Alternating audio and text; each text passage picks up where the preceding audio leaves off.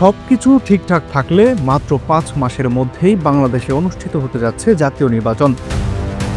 তবে এবারকার নির্বাচনকে ঘিরে ভারতের মনোভাব নিয়ে তৈরি হয়েছে নানা প্রশ্ন। পরপর 3টি নির্বাচনে ভারতের ভূমিকা নিয়ে বিতর্ক থাকলেও এবারের রাজনৈতিক বাস্তবতা একেবারেই ভিন্ন। কারণ আওয়ামী লীগের রাজনৈতিক কার্যক্রম নিষিদ্ধ হওয়ায় তাদের নৌকা প্রতীকে ভোটে অংশ নেওয়ার সম্ভাবনা নেই বললেই চলে।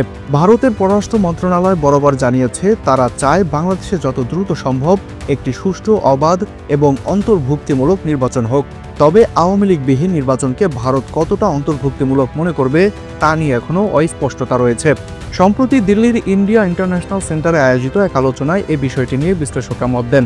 ভারতের সাবেক শীর্ষ আমলা জহর সরকার বলেন, দিল্লির উচিত এখন ধৈর্য ধরে অপেক্ষা করা এবং বাংলাদেশের ভোটাররা যাকেই বেছে নেবে তাকেই মেনে নেওয়া। তবে সাবেক পররাষ্ট্র সচিব হর্ষ বর্ধন সিংলার মতে ভারতের স্বার্থ বিরোধী কোনো সরকার ক্ষমতা এলে সেটি নিয়ে উদ্বেগ এড়ানো যাবে না। তার মতে যেখানে ভারতের নিরাপত্তা স্বার্থ জড়িত সেখানে প্রতিবেশী দেশের রাজনীতিকে কেবল অভ্যন্তরীণ ব্যাপার বলে এড়িয়ে যাওয়া সম্ভব নয়। অন্যদিকে গবেষক শ্রীরাধা দত্ত মনে করেন আগামী নির্বাচনে আওয়ামী লীগের অংশ নেওয়ার কোনো সুযোগ নেই বললেই চলে।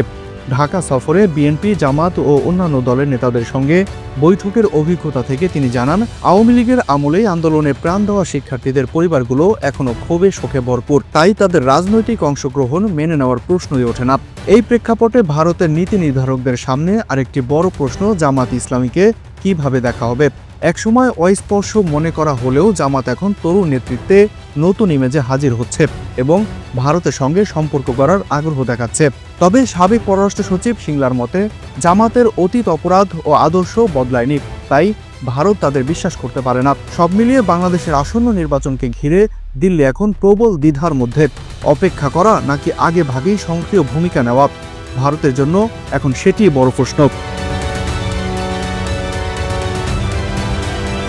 মাহাদি হাসান বিয়ান, পিপল ভয়েস টেলিভিশন, ঢাকা।